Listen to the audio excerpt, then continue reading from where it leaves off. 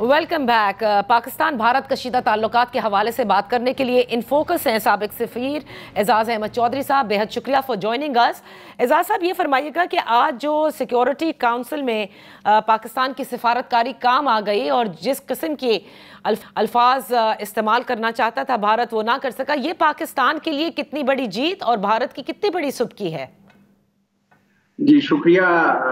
मेरे ख्याल में हिंदुस्तान के पास तो कोई मुकदमा है ही नहीं। आज इतने दिन हो गए, कोई किसी किस्म का सबूत नहीं सामने आया, कोई कैसी खास इन्वेस्टिगेशन नहीं, और जो थोड़ी बहुत किया भी है इन्होंने सवाए धमकियों की दी हैं या कश्मीरियों के जाके घर गिराए हैं। मुझे नहीं पता कौन से कश्मीरी थे जिनके घर गिराए हैं, लेकिन वहां पे मकबूजा कश्मीर है, जो भी करे क्या कर सकते हैं, इतनी बड़ी फौज वहां पे मौजूद है। तो ये जहां हम देख रहे हैं वहां दुनिया भी देख सकती है, तो पूरी दुनिया को भी नजर आ रहा है, अक़वाम मुत्तहिदा को भी नजर आ रहा है। तो इसी वजह से भारत अपना मुकदमा अक़वाम मुत्तहिदा की सिक्योरिटी काउंसिल में नहीं ले जा सका, और हमारे जो लोग वहां पे मौजूद थे उन्होंने भी बाकायदा इसको अच्छे तरीके से लड़ा। हमारे परमानेंट रिप्रेजेंटेटिव बहुत ही अच्छी शख्सियत हैं, बहुत ही काबिल आदमी है वहां पे, आसिम इफ्तिखार साहब। तो ठीक किया, पाकिस्तान के साथ दुनिया को भी साथ देना चाहिए था, क्योंकि ये झूठ पे मबनी एक मुकदमा हिंदुस्तान पाकिस्तान के खिलाफ कायम कर रहा है।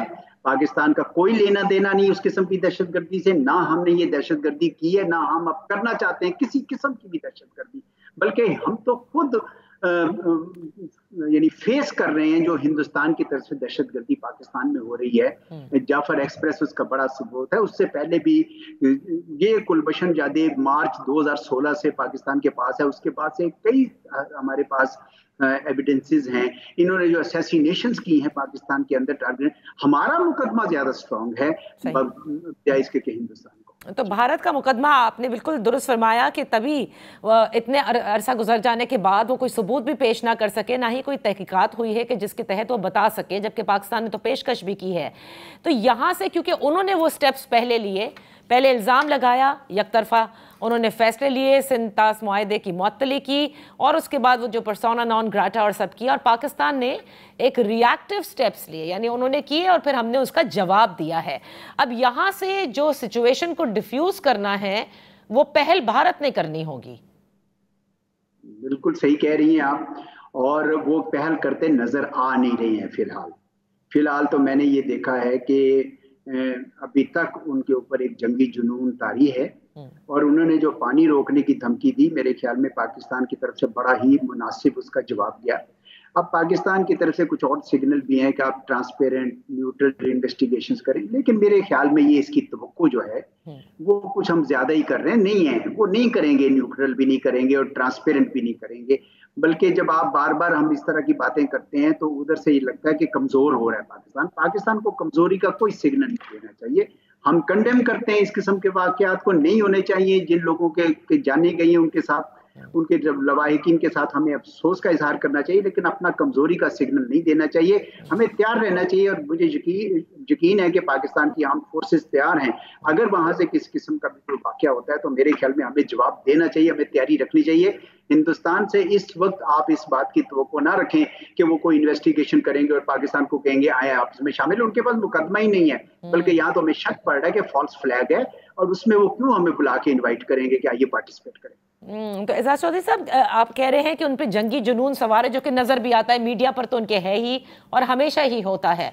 लेकिन आज ख्वाजा आसिफ साहब का भी बयान कि अगर किसी किस्म की दरअंदाजी होती है तो हम मुतनासिब से ज्यादा जवाब देंगे, it's not going to be the same but मोर।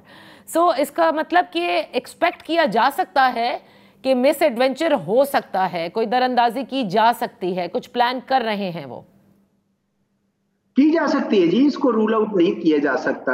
आपने देखा है वो शुरू से, जब से बीजेपी आई है, वो कई इस किस्म के बातें पाकिस्तान के मुतालिक उन्होंने क्या क्या बयानात नहीं दिए हैं। कत्ल की रात होगी है पुलवामा के बाद, उन्होंने कहा, फिर उन्होंने कहा कि कांटे को कांटे से निकालना होगा, यानी हम दहशतगर्दी के लिए दहशतगर्दी करेंगे।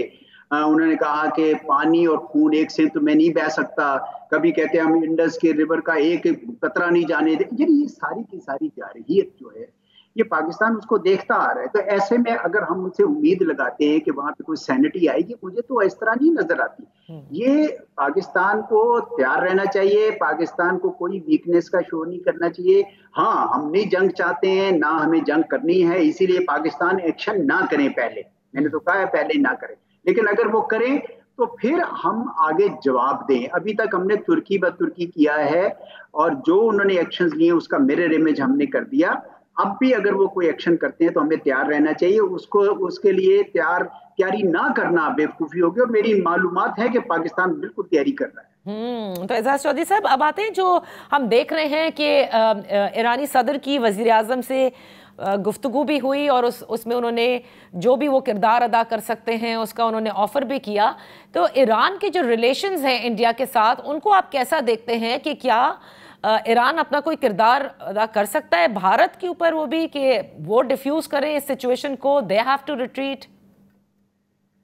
भारत ने आज तक तो किसी थर्ड पार्टी को वेलकम नहीं किया है, तो मुझे नहीं यकीन कि वो अभी भी करेगा। वरना तो Iran, Saudi, United Arab Emirates, America, इन सब ने कोशिश की, लेकिन अभी तक उन्होंने कभी उसको माना नहीं है। क्योंकि उनका ये जोम है, उनका ये ख्याल है कि उनका एक बड़ा मुल्क है, वो अपनी धौंस बायलैटरली ज्यादा जमा सकते हैं। लेकिन वो ये भी जानते हैं कि ना सिर्फ पाकिस्तान बल्कि बांग्लादेश, श्रीलंका, इवन नेपाल, ये सब के सब धौंस मानने से इनकारी है।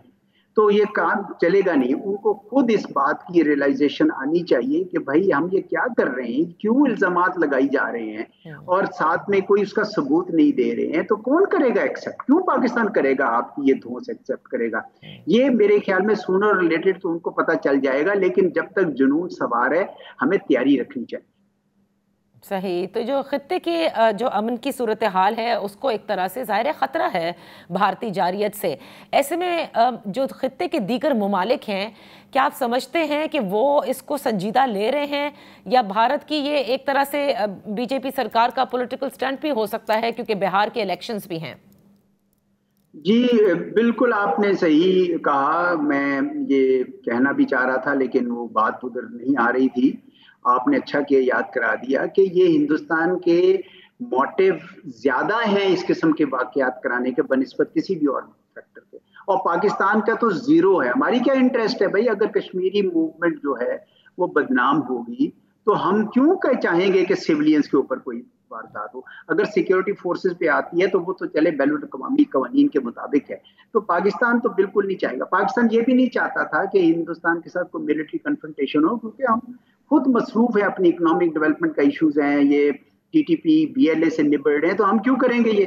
फिर ये पिछले 2 साल 3 साल से वहां टेररिज्म बूम कर रहा है, तो पाकिस्तान में क्यों उसको अटैक करना है? हमें क्या जरूरत है अगर कश्मीरियों की लाइवलीहुड जाती है? लेकिन हिंदुस्तान जो है वो पिछले 7 से 8 साल से वहां पे इतनी बड़ी फौज उसने रखी हुई है, वो उसने अपनी स्टेटहुड उनकी ले ली हुई है। सारे कश्मीरी बेजार हैं। इवन जो हिंदुस्तान नवाज कश्मीरी थे, प्रो इंडियन कश्मीरी थे, वो भी परेशान हैं कि भाई ये हमारी स्टेटहुड क्या, हमारी शनाख्त चली गई है, हमारी कश्मीरियत चली गई है। तो सब के सब खफा हैं। इसलिए हिंदुस्तान जो है वो ये काम करे तो कोई जवाब बनता है, क्योंकि हमें ये फॉल्स फ्लैग नजर आ सकता है। बहरहाल पाकिस्तान का इसके साथ कोई लेना देना। अच्छा, भारत का एक और जोम भी है, वो समझते हैं कि वो उनके ताल्लुकात अमेरिका से बेइंतहा अच्छे हैं, लेकिन इस पूरे मामले में आपने देखा कि डोनाल्ड ट्रंप की जानिब से कोई ऐसा बयान नहीं आया जो भारत के फेवर में गया हो।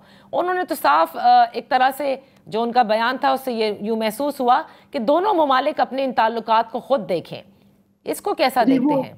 हिंदुस्तान, देखिए अमेरिका की बड़ी शुरू से ये पॉलिसी थी कि अगर वो आप चाहते हैं कि हमसे मदद तो हम आपकी मदद करेंगे, अगर आप नहीं चाहते तो आप खुद अपने मामला, ये उन्होंने हमेशा से रखा है। लेकिन इस दफा तो हिंदुस्तान का ख्याल था कि वो उनके प्रोपेगेंडा से मुतासर हो जाएंगे। अब हमें भी नजर आ रहा है, उनको भी नजर आ रहा है कि पाकिस्तान के लिए कोई रीजंस नहीं, मैंने भी आपको बताई। उनको ये भी नजर आ रहा है कि जब भी कोई वाकया होता है, वो इंडिया में कोई इलेक्शंस हो रहे थे, अभी बिहार का इलेक्शन है, बाद में यूपी के और इलेक्शंस आने हैं, तो जब भी इलेक्शंस आता है वो पाकिस्तान को एक बनाते हैं। याद है पुलवामा के फौरन बाद इलेक्शंस हुआ, इनको लैंडस्लाइड विक्ट्री मिल गई 2019 में। तो ये उनको भी नजर आता है, अमेरिका को भी नजर आता है, सबको नजर आता है। इस वजह से हिंदुस्तान को वो रिजल्ट नहीं मिल रहा जिसकी ये तवक्को कर। बाज़ लोगों का ख्याल है कि इस सिचुएशन को डिफ्यूज करने के लिए जो मिडिल पावर्स हैं वो किरदार अदा करेंगी। I am not too sure. मेरे ख्याल में हिंदुस्तान को खुद कोई बेटर सेंस शुड प्रिवेल, और उनको समझ आना चाहिए कि पाकिस्तान इसीलिए मैं कह रहा हूं कि पाकिस्तान कोई कमजोरी ना दिखाए। ये बार बार कहना कि हम पार्टिसिपेट करेंगे इन्वेस्टिगेशन में, भाई वो तो कराने नहीं चाहते इन्वेस्टिगेशन न्यूट्रल, ना आपको बुलाएंगे। हमें इस वक्त अपनी तैयारी रखनी चाहिए, जो हमने जवाब दिया वो दुरुस्त दिया, उससे आगे बढ़कर हमें कोई मेरे ख्याल में बयान नहीं देने चाहिए, और कोशिश इंतजार करना चाहिए, तैयारी रखनी चाहिए कि वो हिंदुस्तान कोई अगर करता है तो जवाब दें। बहुत बहुत शुक्रिया एजाज अहमद चौधरी साहब for being with us on the show. यहाँ पर वक्त है एक ब्रेक का, जब ब्रेक के बाद वापस हाजिर होंगे तो इसी इशू पर बात करेंगे।